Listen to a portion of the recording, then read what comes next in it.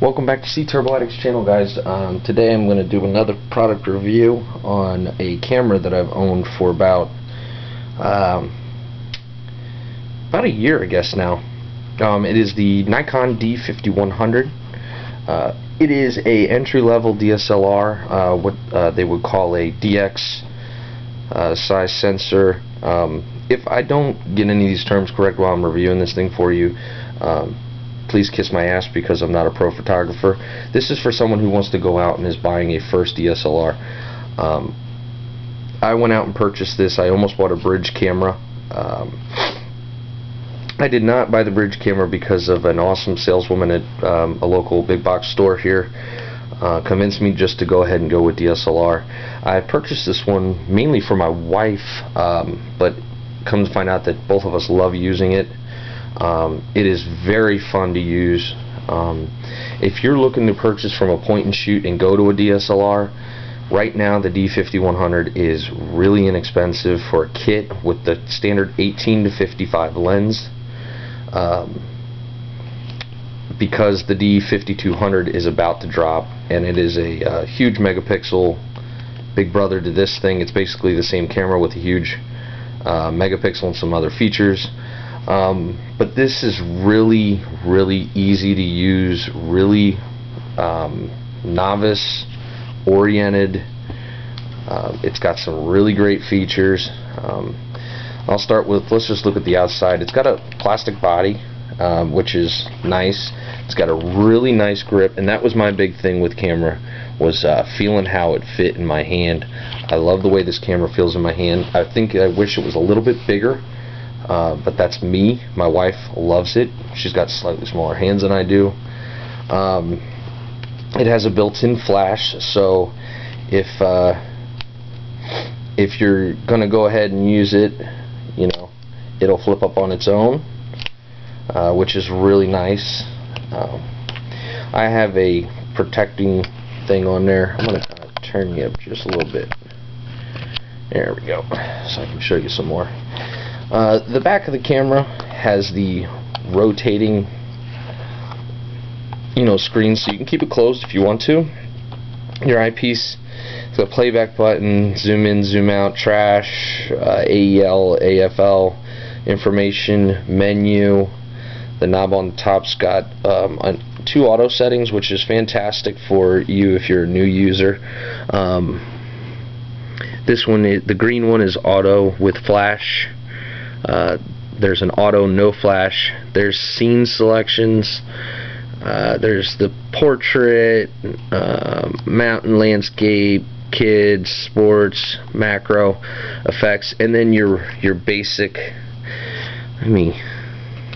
Your basic uses there, which is the standards behind all photography. Your record button, info button, plus and minus. Take it off, you got some flash, timer buttons, auto manual, vibration on your lenses. Let me go ahead and show you this. It does have live view, which is super cool, especially if you're just a new user and you're coming from point and shoot. This is your friend.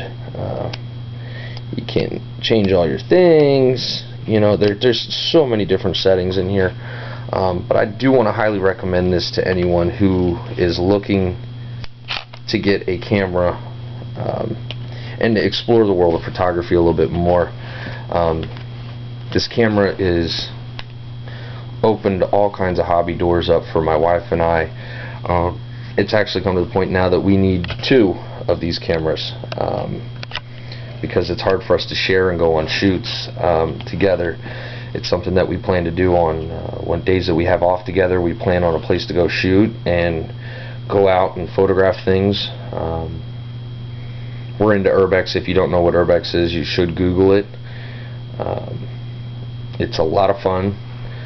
It's can get you in trouble if you're going the wrong places, but we do our best to go the right places. Nonetheless, this video is not about urbex. This video is about the Nikon D5100. I'll show you a couple other things. It's got a standard memory card slot. your battery door, which is a rechargeable battery, and then it's got your HDMI outputs and all that good stuff in there, microphones and all that shit, GPS tagging if you want it.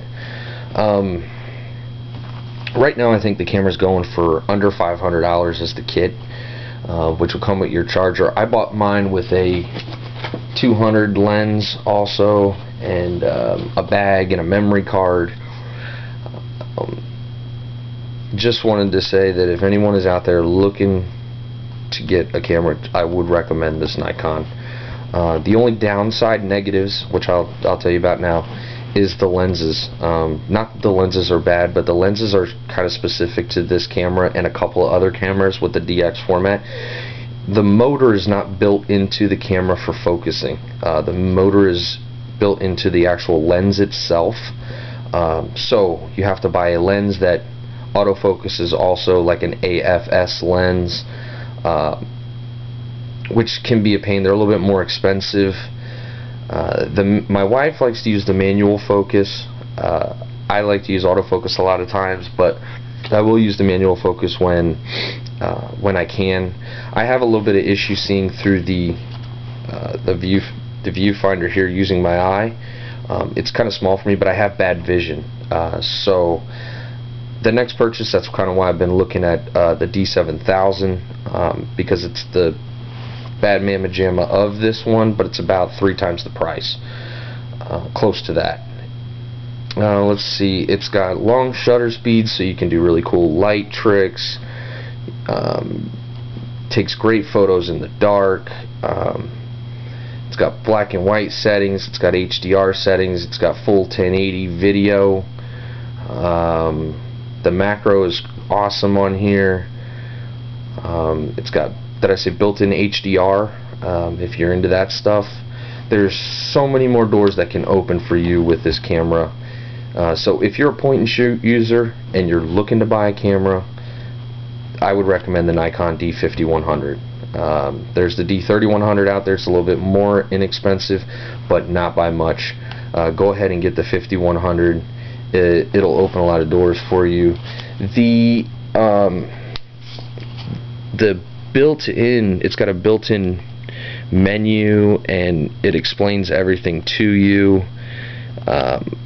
They're all in there, so if you don't understand anything, you can, you know, scroll through your things, hit the information button, and it'll tell you all about everything, like what does it mean, what does it do,